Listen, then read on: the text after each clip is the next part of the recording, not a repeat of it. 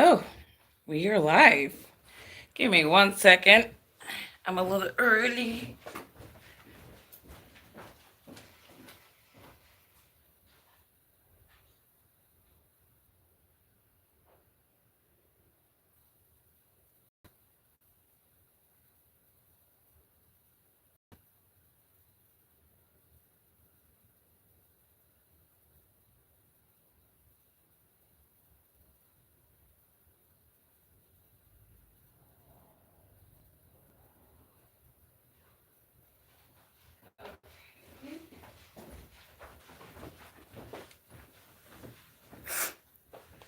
Okay. What's up, everybody? Ah, happy Friday to you. Shabbat Shalom to everyone. We made it. We made it to this Friday. Yeah. So, catching up on my news, I saw this, this blog from Congresswoman AOC. I'm not sure how, of all the squad members, how AOC survived the Democratic shellacking, but she survived.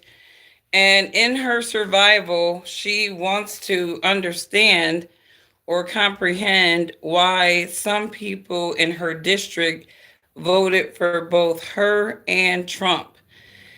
And, obviously, this is part of the Democratic Coke game and also the Democratic sort of re strategizing, trying to figure out what went wrong and how they got swept across the nation the way that they did.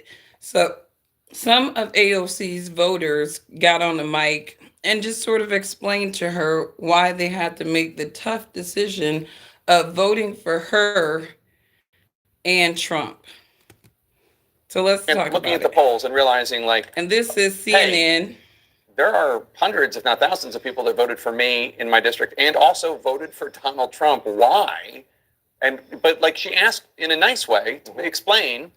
And some of the response, she's posting the responses, some of them, quote, "It's real simple. Trump and you care for the working class." Quote, "I feel that you are both outsiders compared to the rest of DC and less establishment." Quote, "I support you and did this. Felt like I didn't have much of a choice after Biden's administration."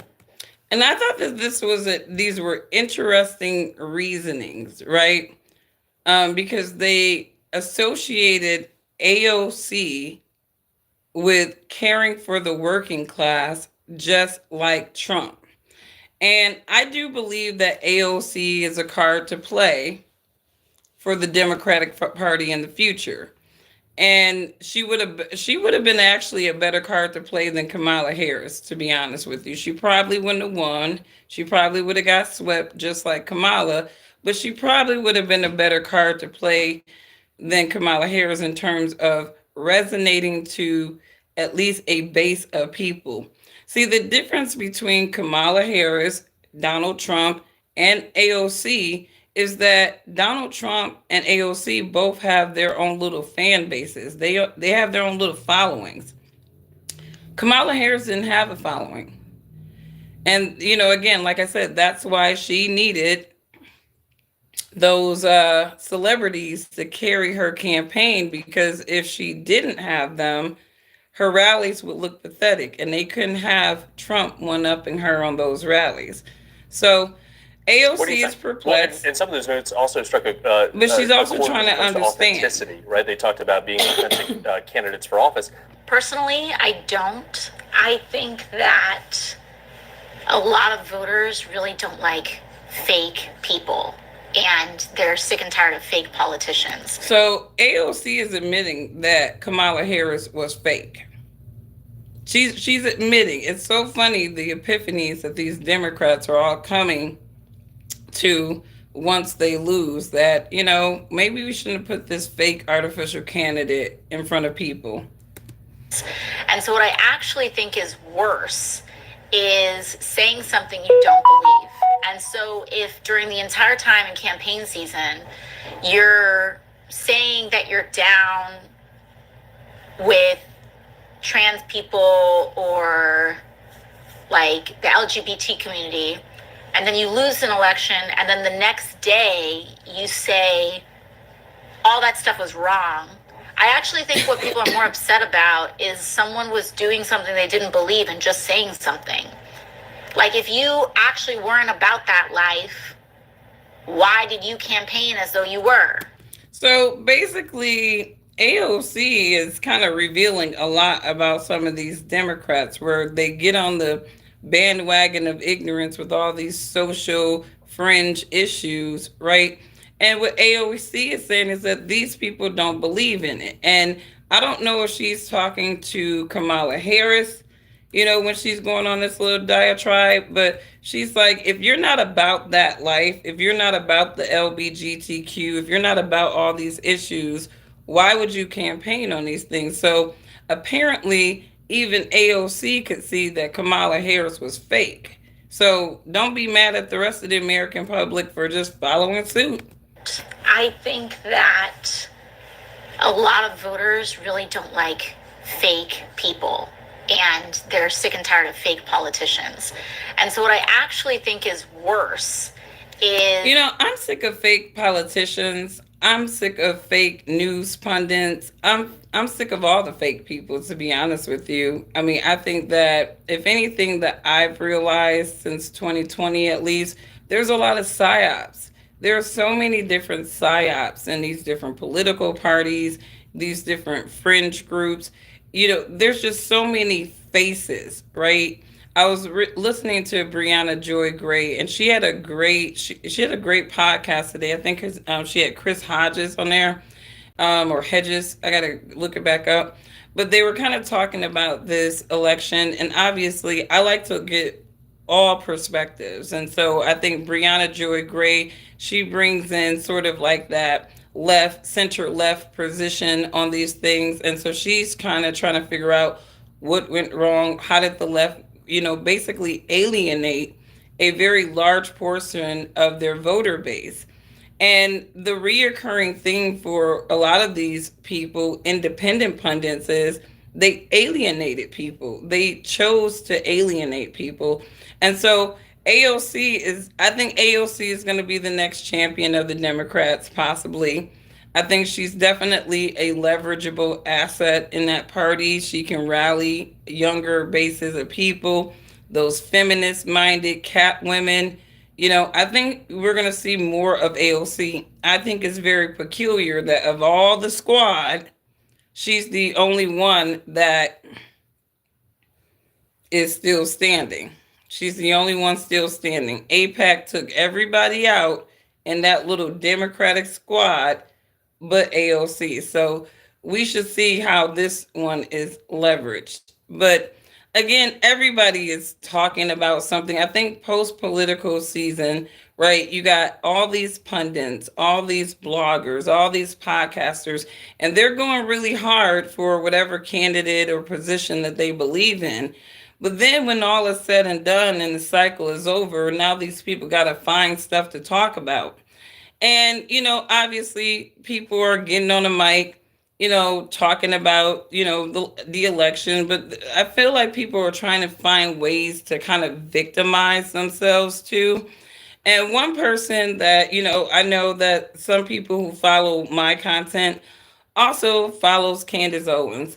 And I caught this diatribe from her recently. And to me, Candace, she tries to act like she doesn't play the victim card, but she's really slick with it. And how she plays the victim card is she tries to make it seem as though Black media, Black people are demonizing her, when really don't nobody care about no Candace Owens but her white base that gravitate to her and defend her. And that's just word 100. And I like when I hear Candace Owens talk, it's like, I wish she would kind of just stay in her lane and stop making her seem more of a priority in at least Black Americans' thoughts than she really is. I don't see Black media really attacking Candace Owens. I don't see mainstream Black media attacking Candace Owens. I don't see independent media really attacking Candace Owens, because really a lot of people just don't have anything to do with her. And I don't think that that's really an attack when we don't have anything to do with you. You are the champion of somebody, of a whole other group of people that are not black. And that's just what it is. So, I'm listening to her talking and I'm like, what in the victim card is this? My entire political life, since I got into politics in 2015, I have had to deal with accusations coming from black media, coming from black. Hang on. I'm like, first of all, the accusations that people lodge against Candace Owens are definitely rooted. Candace Owens has said herself that she was encouraged to talk negatively about black people. So I don't really understand this lament. You made your bed, now lie in it. I have had to deal with accusations coming from black media, coming from black stars, coming from This black is hip like hop such a artists. I'm a condescending fraud. I'm a victim card sellout. to me. She sold out. I don't know how I sold You out. did sell out. Let me tell you how Candace Owens sold out. And let me tell you how black conservatives in general sell out. Because they literally are nothing. They're just like black liberal race hustlers. But what they have learned, the sauce, is that there is a conservative base of people. There are a segment of white people that like to hear black people talk about other black people in certain manners. And they understand that that is profitable for them. So what you will find is that a lot of black conservatives, they're not coming from a grassroots perspective. They're not coming from a conscious or aware black perspective. They're not even, and obviously they're not coming from the liberal black perspective. They are really coming from a perspective of how white people perceive conversations about black people. And they need people like Candace Owens to facilitate those conversations with zero objection or pragmatism. Candace Owens does not facilitate conversations about black people in a pragmatic way, and she never has, and she's never been paid to do it as such. Come on now. By committing myself to voting for Donald Trump. That's just kind of what they say. No. See, she's trying to conflate. Don't know, black people don't care that Candace Owens is committing herself to Donald Trump. A lot of the grassroots black people who actually voted for Trump themselves, that they're not looking at Candace Owens as, you voted for Trump, so now you're a sellout, you're this, you're that. No, Candace, you're a sellout for another reason. Now, if people want to call blacks that voted for Trump sellouts, okay, whatever. I'm not sure what they were selling out there. Because the country has already been sold out by both Democrats and Republicans. So not sure who's really selling out what and to what, right? But when people are talking about Candace Owens specifically, they're not talking about the fact that she was pro-Trump. They're talking about the fact that she did get her coins and her tokens talking about black people in a manner that basically validated white supremacist mindsets about black people universally, again, with no objectivity. So when people come over here and they're like, oh, you sound like Candace Owens. No, I don't sound like Candace Owens. I don't sound like Candace Owens at all. If anything, I feel like some of these little conservative talking heads, they emulate grassroots, independent content creators like me more than we would ever desire to want to emulate people like them. Don't nobody want to be no Candace Owens. Like, get real. Like, let's be for real. Say you're a coon, you're an Uncle Tom. They're allowed to use racist terms explicitly. For some reason, if you're and a black see, this is just her cope. Like, this is Candace's way of victimizing herself towards her white audience. Look at how these black people are talking about me. The usual suspect. I'm a fraud. I'm a sellout. She sold out. I don't know how I sold out. This is what these black conservatives, this is their go-to lamentation. This is their go-to lamentation when they're trying to garner sympathy from their white audience that have bought into their rhetoric about black people indiscriminately. I've heard white Americans who have followed Candace Owens say, yeah, it doesn't seem like she liked black people. Like, that's the vibe. And the thing is with Candace Owens is she can never be objective about talking about black people because black conservatives in general can't be.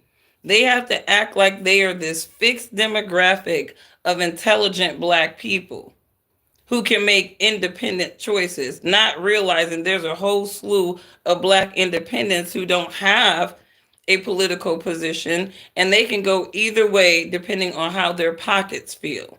But she's not being that specific, right? Black Democrats are a different breed. They're a different breed.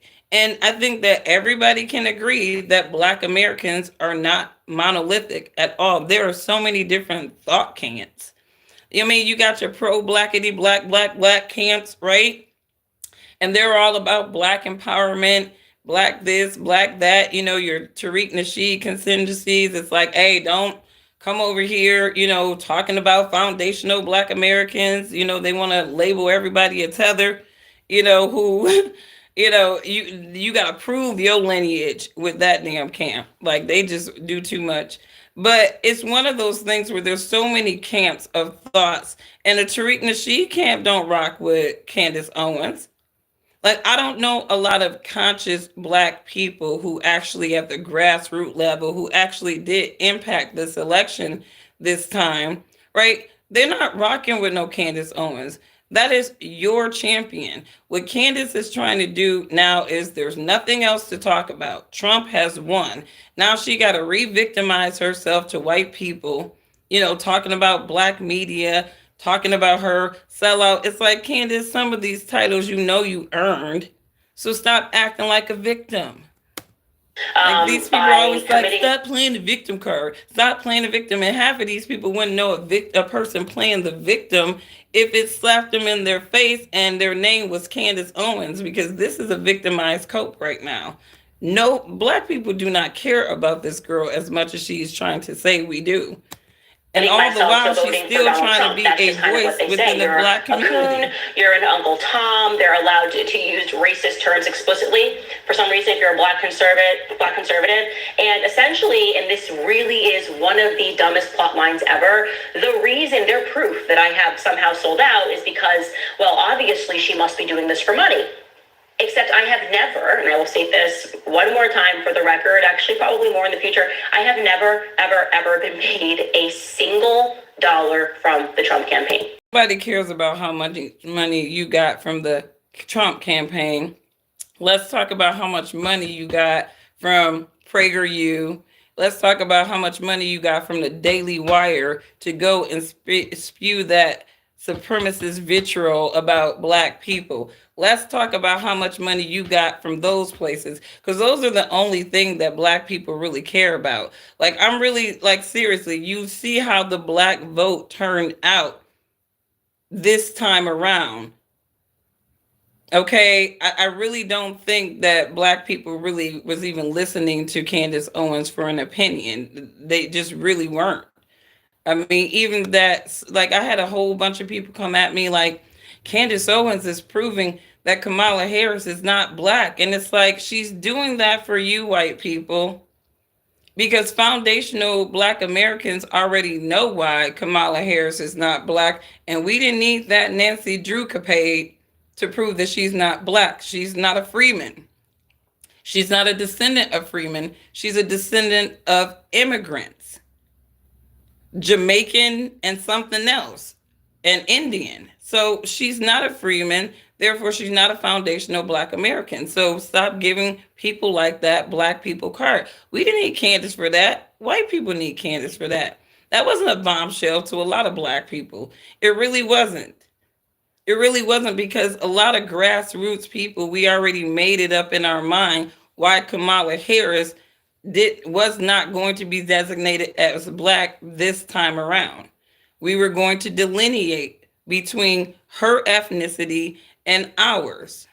And that's really what it was. The black delineation movement had a lot to do with why Kamala Harris lost this time around, because wasn't nobody paying attention to all that Candace Owens. I think I saw people like checking in, Like I would hear people say, yeah, I heard she did that, blah, blah, but when nobody following that, but the whites, because that really was for you. It was not for black people. Because no black person made their decision based off of what Candace was saying at all. So it's just to say that these people are always coming up in here assuming I'm a Democrat, assuming I'm a Republican. I'm neither. But like, because I talk about both sides indiscriminately. That's just my thing.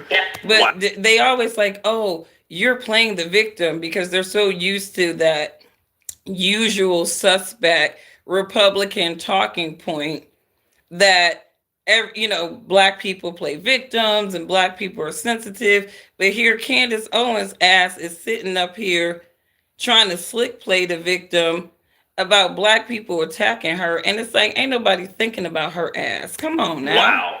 The white folks are thinking about her ass. Black people ain't checking for her like that. Like, it's insane to me. It's like, here we go again. This is her setting up, I don't know what, her conversation to talk about black people again. Now that Trump won, I don't know. As the people who are paid.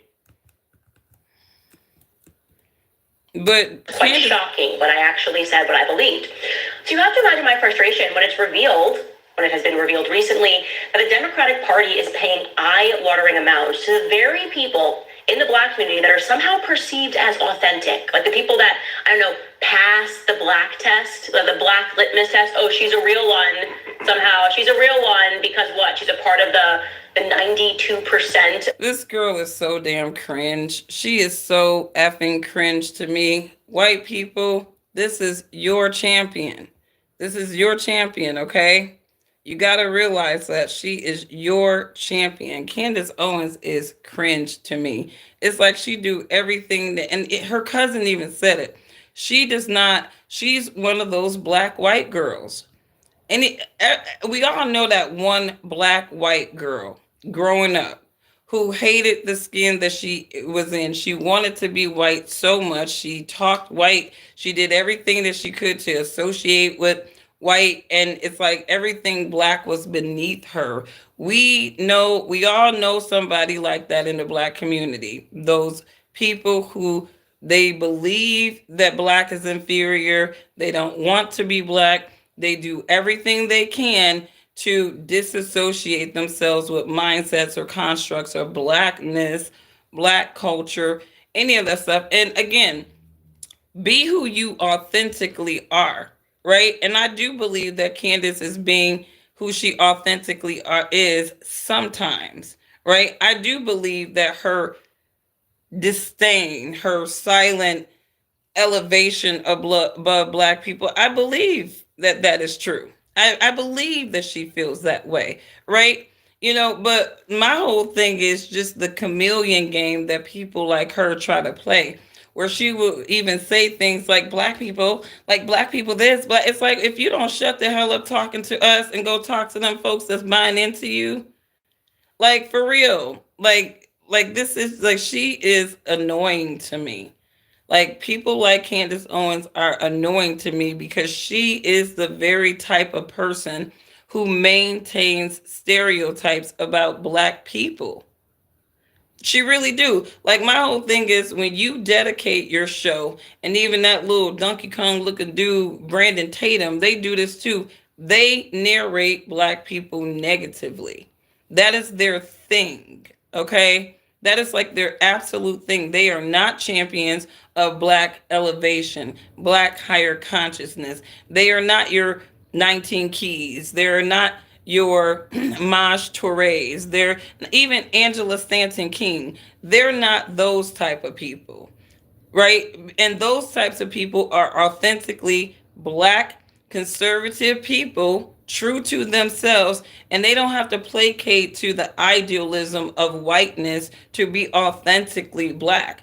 Like these people are freaking weird to me on both sides of the aisle, because I don't look at Candace Owens at all as an authentic black person. She's not authentic. And what was really weird to me is how she went on this just deep dive into why Kamala Harris isn't black And you got, a person who really don't even associate themselves with blackness either. She was talking about Barack and how Barack, it just doesn't seem like he's really never been around black people, even though Candace has been around black people. Her own people has said that she has kind of disassociated herself. She's always had white boyfriends. Like, and there's no, and my whole thing is, if you're into white guys and that's your thing, that's fine. But you got to understand the mindset of a lot of these black conservatives. These black conservatives is not about the fact that they're just into white people. They are into white people because it's the perception of higher elevation. They're into white people because they truly believe that if they align themselves with a person like them, that look like them, that somehow they have an inferior mate. There is a lot of people, black people, right, who have adopted the mindset about, black love, black community, very similar to, some of these, black looking immigrants, where, you see some of the black immigrants, like a white guy in America, he can date a black looking immigrant woman all day because they just have that mindset that white is better than black. And there are a lot of people in the black community who are self-hating truly. They don't like to use that label. They don't like to have that label, but they are truly self-hating, right? They hate the fact that when they were born with black skin, that they were not born with that white skin, because a lot of them have been indoctrinated successfully into the mindset of white superiority. And so they buy into it, right? And then they have the audacity to come talk to black people, the same people that's the same color as them, like we are inferior. That is why I don't take people like Candace Owens seriously, because, again, I look at even your white nationalists, right? They're for each other, right? They're about the preservation of their people, right? They don't really like the whole mixing of race thing just as much as your foundational Black American FBA guys. They don't like the mixing of race. Is that racist? No, it's about the preservation of your culture and your lineage, right? So some of the very people that are gravitating to Candace Owens to hear her black face talk about black people, right? She's off code for them too, because she's sitting up there with a whole white man tainting this idea of the maintaining of the white race according to their ideologies, some of their ideologies on the right.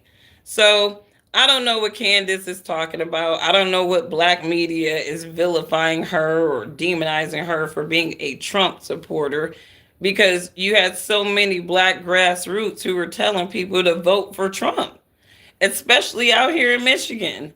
So it's like Candace Owens is not a voice for black people. Sorry, white people. She's your champion, like I said. But moving on from Candace, right? Ray J has gone viral. Ray J, Brandy's brother, has gone viral again, right? And this time, Ray J is going viral because he was threatening the Pastor Jamal Bryant. Apparently, they did an interview, and Ray J threatened Pastor Bryant if he published this interview. Now, I was really interested in, like, what was the interview saying, right? And when you listen to this interview, and we're just kind of going to go through this for the next part of this blog, Ray J is talking like a double talking demon. But what he is kind of alluding to in this interview is suspect, because it seems as though maybe he might have been made to do some things on that Diddy tip or whatever, and he's battling with these demons. So what are you talking about, Ray J? Yeah, it's so I said a lot, but I didn't really say nothing right there. No, I got Let me it. go back. I want to go back because the dude, he was sitting up there talking in riddles the whole time. And shout out to Mumu and Mimosas. We have other people that Hang on. come out here, the only reason why it's still in the forefront of my mind, Yes. is because I haven't been living in my truth. Okay. So not living in your truth, but living in this avatar that gives you an unlimited access to having fun, Yeah. not giving a F, doing what you want to do, knowing how to run businesses, and still let the character overshadow the intelligence behind the whole setup of everything people are watching, like it's accidentally happening. So, as I have said before, and he's affirming Ray J is his character. Y'all, we did knew that. Okay, like Blueface is Jonathan's character. Rock is was Krishan's character.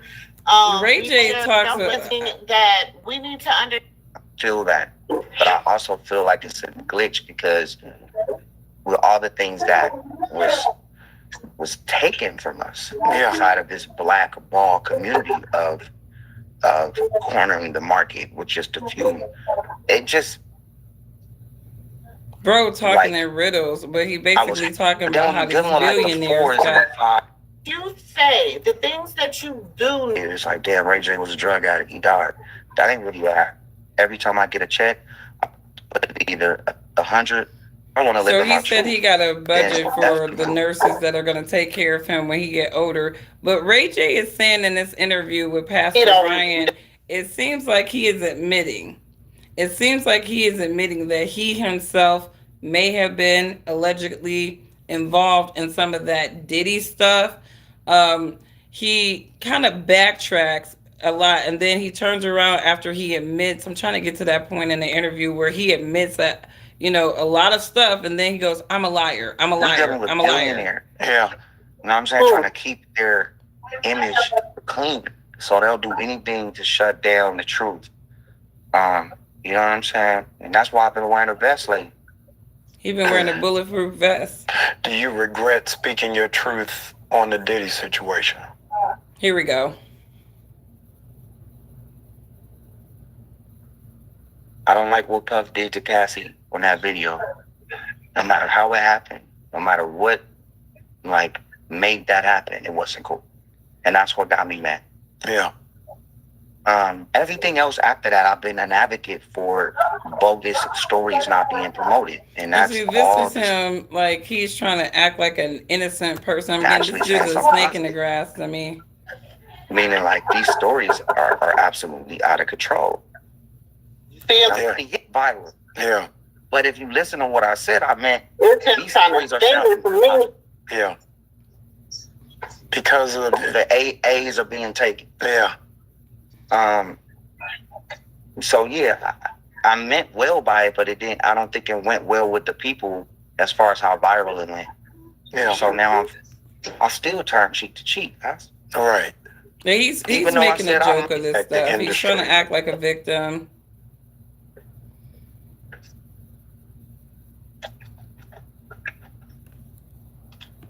Going to impact the industry.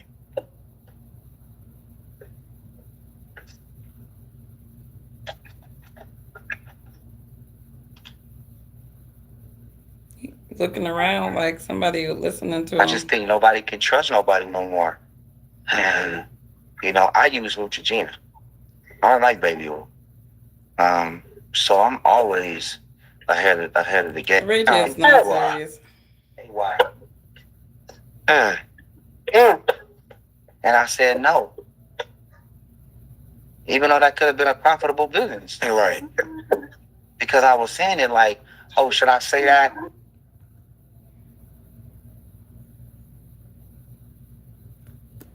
So Ray J keeps talking about this KY BS, and basically I feel like he's alluding to some of these companies.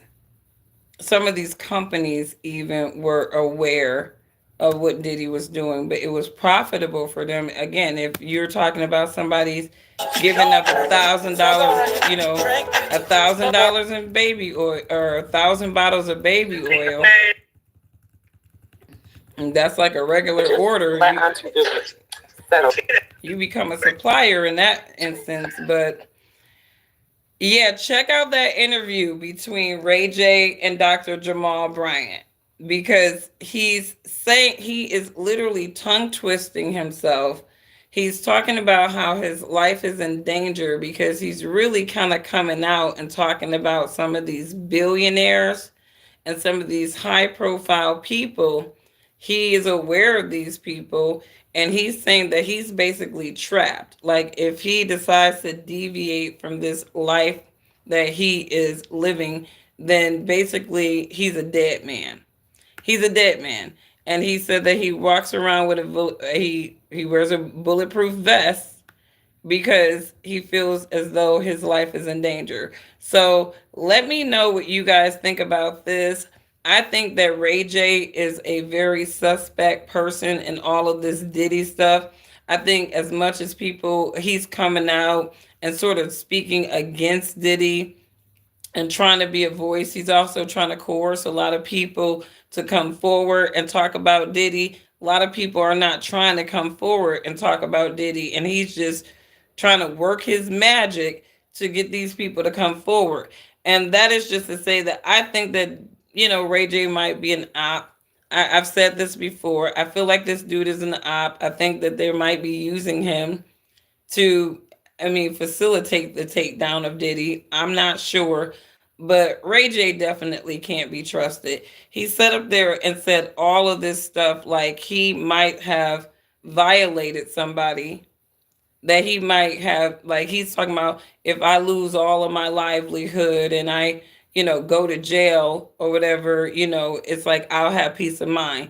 A lot of these people, I feel like, that was rocking with Diddy, some of these artists, I think that what haunts them the most is not so much what was done to them.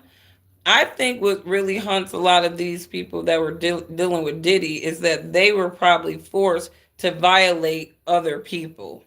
I think that it's the violation of innocent people, innocent children, that is really playing on these people's consciousness. But again, you're talking about Hollywood. You're talking about Bell and Moloch. Talking about Hollywood. Sorry. You're talking about these Moloch worshipers. These people don't care about nobody's life. They care about the power that they can get from a blood sacrifice, or from pushing people to do things that they may not be otherwise, comfortable doing for the sake of fame. And so check out that interview between Ray J and Pastor Jamal Bryant, because I totally believe the reason why Ray J was threatening that man is because he was talking too damn much. He was, all his little riddles, people were able to kind of see through all the little riddles that he was trying to speak. And at the very end, you said Ray J is Boule. I believe it. At the very end, Ray J's like, I'm a liar. I'm a liar. I'm a liar. So he really pretty much, said all that like serious stuff and then ended it with, I'm a liar. I'm a liar. So it created that seed of doubt that what he was saying was true. So I don't think that Ray J should be trusted when it comes to this Diddy mess. I wouldn't even be surprised if this dude was involved in it, and he's just trying to make sure that, nothing is, no heat is sent his way. But you don't go around threatening people about interviews that you just did if you didn't say a whole lot of stuff that could possibly get you in trouble. Because if I were the feds, I would definitely be looking at Ray J after that video, because it's just, he said too much. So let me know what you guys think. Did you see the interview with Pastor Jamal Bryant and Ray J? Do you think Ray J was just out there just tongue twisting, playing a double talking demon? He sounded like a double talking demon to me. Ray J sounded like he was like, I might have molested somebody, I might have violated somebody, and then it's like, I'm a liar. I have these bad dreams. I think about it. If you took all my money away and I could just have peace, then I could. He's saying a lot of just suspect stuff right now. I wouldn't trust this dude. He might be one of them folks too. Let me see. You said, I know you hate, I'm not sure what this guy is saying. Let's go here.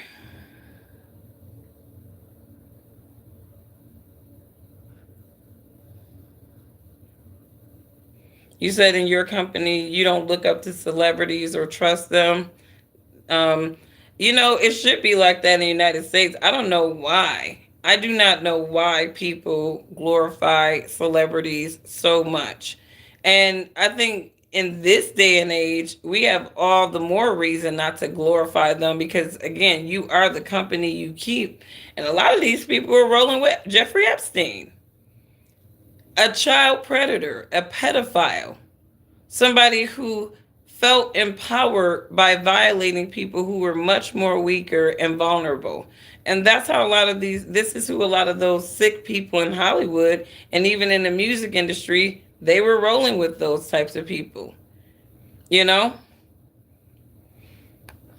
said you might sell your soul, you low on money. Hey, make sure you're a good puppet. You got to be a good puppet in order to sell your soul, because you're going to have to do exactly what they tell your ass to do at all time and be ready to shame yourself. I believe it. I believe that, see, here's the thing. I think that these elite people have a way of protecting themselves. They've always had a way of protecting themselves. And shout out to InfoWarrior in the house. I see you.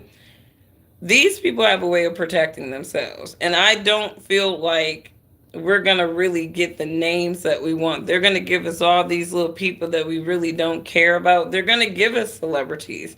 And honestly, I don't care about celebrities, really, because I can just not watch your movie ever again, right? But, a lot of these people that are being protected, they are in law. They are in high corporate places. They are judges. I mean, if you just look at how Jeffrey Epstein played out, there had to be people in the legal space that was hooking that man up for him to go on for as long as he did. Even with previous allegations and charges, he still was staying the course until they finally locked him up. And they didn't finally lock Jeffrey Epstein up until he started bribing people. And I think that's really what met Jeffrey Epstein's end. He thought that he was too powerful for this machine that was enabling him. And he had enough collateral on all these people, right, that he could basically get people to do whatever he wanted to do. And he didn't realize that they could just lock his ass up and kill him. And then that'll be the end of him. We pray for Diddy. Anybody see Diddy? Is he alive? Right? Because this is what they do to these people who are agents of collateral, because that's really what Diddy and Epstein were. They were agents of collateral. Their job was to set people up in the guise of having fun and having a great time, and all the damn time they're collecting collateral on these people so that they can ruin their career or leverage the collateral when they need to move business deals. That's basically what it is. You said Mossad, honeypot, blackmail. Especially with Epstein. You said pride comes before a crash. Definitely, Anna. A lot of these people are, they're prideful, they're arrogant, they are just completely satanic in their souls. And they do awful things to other people. They make other people do awful things to other people for a circle of trust. It's like, I think that regular people should count ourselves very fortunate that we are not tied up in those satanic circles, right? These people want us envying them, envying their yachts, envying their riches. It's like, I can't envy a rich pedophile. You're the lowest thing in society, even if you have all that money. If I had a dragon, you'd be on fire right now, because there's no room in a civil society for pedophiles at all. And these people have been practicing this stuff since ancient times. I think people really should be aware of this. These people have been practicing these disgusting practices of sacrificing and violating children since the ancient times. There is nothing new under the sun, right? Even if they're changed their strategies, before they used to sacrifice kids for riches and wealth, it's still the same thing. It's still the same thing. These people are Satanists, and this is Satan's world, and he's not giving out nothing without sacrifice. To ask any demonologist how they work, they're not giving out nothing without sacrifice, and that's just what it is. These people are Satanists, right? Their God is the God of this system of things. But you said, but who's pulling the strings? At the very top is the devil. Then you got all them little humans who want to be puppeted by the devil so that they can maintain power and relevance among and control among other humans. And then underneath them, you got all the lemmings who desire the same power and control and relevancy, and it just trickles down from there. That's basically what it is. And these people are these disgusting deviants are all through the governments of the world. This is how you know it's Satan's world, because these disgusting deviants are all throughout every government of the world. It is truly sick, So I pray for everybody. And it's so funny because I cracked into my I told you guys, I was so excited. This is my nerd out for the weekend. And I was I got into I got a large print for a reason, because I'm one of those people. I write notes. I like to do all those things. And you think about the first thing you read in the Apocrypha is the prayer of Manasseh, right? And Manasseh, he was a king of Israel, right? And obviously, he's praying to God during Babylon, the Babylonian exile. And this dude is begging God, like, I know I turned my back on your ways. I know I didn't do this, and now I'm suffering. And he's begging God not to forget him, right? A lot of these people, if they knew God, they need to get back to God, beg God for forgiveness and repent, and try to live the rest of your days the best you can in God's spirit, because a lot of these people, they are on a pathway of destruction. And, whether, you are a believer or not, you know what I mean? You vest your hopes and dreams in what you want to vest your hopes and dreams in. But to me, if you're vesting your hopes in these political parties, just keep in mind that, at least in my lifetime, neither one of these political parties have significantly changed the lives of people in this nation and in this world. If anything, to me, the situation among humanity has gotten even worse, and so we shall pray. We shall pray for everybody. The inclinations of men have gone from bad to worse. And even the capabilities of mankind to destroy each other have gone from bad to worse. So, I don't have allegiance to anything fleshly on this earth. I just kind of exist on this earth. I laugh at the divine comedy of things, because it is all divine comedy to me at the end of the day. And, I just kind of watch the world collapse, if you will, slowly but surely, because that's exactly what it looks like to me. And this is me being cautiously optimistic and in full faith that my God is going to keep his daughter safe and protected. So I don't have a lot of worries, but I do feel bad for those people who don't have faith and you don't understand the word. Some of you are running around with a form of godly devotion, but proving false to its power. What did our brother Timothy tell us in 2 Timothy 3:1-5, right? In the last days, we were going to see people who have a form of godly devotion, but they prove false to his power. Why? Because they will take a guy like Donald Trump and they will make him a god. They will say Trump will save America. Well, what about your Jesus? Did you forget Jesus is king, but Trump is going to save America? And did a lot of you guys forget about the great day of our Lord? Did a lot of you forget about Judgment Day? Because that could come next week before Trump is even inaugurated, and he wouldn't have saved anything.